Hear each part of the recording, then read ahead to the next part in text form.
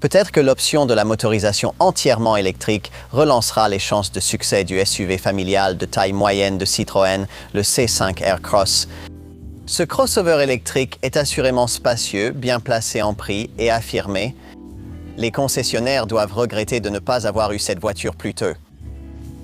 Je m'appelle Jonathan Crouch. Je teste des voitures depuis plus de 40 ans. Vous les trouverez toutes sur l'application Car and Driving, Car Reviews. Ici, je vais essayer de vous dire tout ce que vous devez vraiment savoir sur cette voiture, d'une manière que vous ne trouverez nulle part ailleurs. Il existe deux variantes du C5 Aircross. Celle que nous essayons ici, la version plus abordable de la gamme Confort, utilise une batterie d'une capacité utile de 73 kWh, alimentée par un moteur avant de 213 chevaux et capable d'atteindre jusqu'à 518 km d'autonomie. L'alternative est la version longue portée avec une batterie de 97 kWh qui dispose d'un moteur de 230 chevaux et offre une autonomie allant jusqu'à 677 km. En mode sport, le plus dynamique des trois proposés, avec Eco et Normal, le UC5 Aircross passe de 0 à 100 km/h en moins de 9 secondes et peut atteindre 170 km/h. Les palettes au volant offrent 3 niveaux de régénération de freinage. Comme auparavant, Citroën décrit l'expérience que vous vivez ici comme un voyage en première classe. Mais qu'est-ce que cela signifie exactement ? L'un des aspects que nous avons critiqué sur tous les SUV de taille moyenne basés sur la plateforme STLA Medium du groupe Stellantis que nous avons essayé avant celui-ci, à savoir la Peugeot 3008 et l'Opel Grandland, était leur poids élevé. Et cela signifiait une conduite lourde, en particulier dans les versions électriques. Ce C5 Aircross doit lui aussi utiliser cette plateforme trop lourde. Mais le confort de conduite que vous obtenez avec celui-ci n'est en rien comparable à ce que l'on retrouve, par exemple, sur une Peugeot 3008.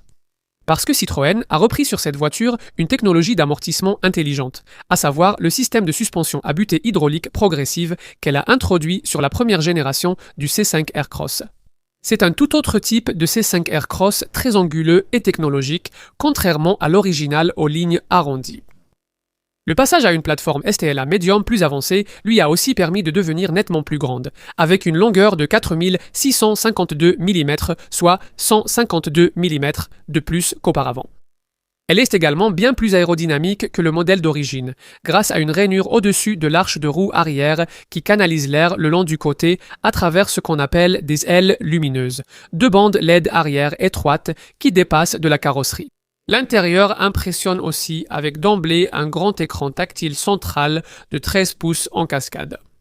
Autour de celui-ci, l'habitacle aux lignes horizontales présente la sélection habituelle de touches originales de la marque. Le volant à fond plat de forme curieuse, les petits chevrons incrustés dans la partie supérieure brillante de la console centrale, les panneaux de commutateurs flottants sur les portes et la façon dont les extrémités du haut de la planche de bord s'évasent à chaque coin. L'ambiance générale est bien plus agréable que tout ce que Citroën nous a proposé auparavant, surtout si vous avez opté pour la version haut de gamme avec toutes les options cochées comme ici.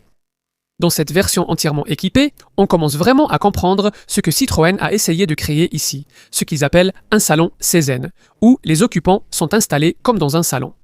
Il y a bien sûr un écran d'instrumentation numérique, celui-ci fait 10 pouces et propose des formats incluant la cartographie plein écran, contrôlée en appuyant sur l'extrémité du commodo gauche. À l'arrière, la grande déception est l'absence des sièges individuels coulissants du modèle précédent. Il n'y a qu'une banquette fixe, mais vous aurez plus d'espace pour bouger avec 51 mm de plus pour les genoux et 68 mm de plus pour la tête qu'auparavant. De plus, le dossier arrière peut être incliné entre 21 et 33 degrés, ce que Citroën affirme renforcer la sensation de voyager en première classe. Le coffre offre 565 litres sur tous les modèles et dispose d'un plancher à hauteur réglable qui peut être élégamment incliné vers le haut et dissimule un espace de 75 litres sous le plancher. Il n'y a pas de poignée sur les parois latérales pour rabattre la banquette arrière, mais une fois tout à plat, jusqu'à 1668 litres d'espace sont disponibles.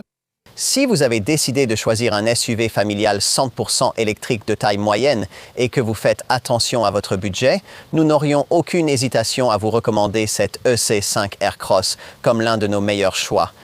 Il est certainement difficile de voir pourquoi vous paieriez beaucoup plus cher pour les versions alternatives de ce modèle chez Peugeot, Opel, Jeep ou DS.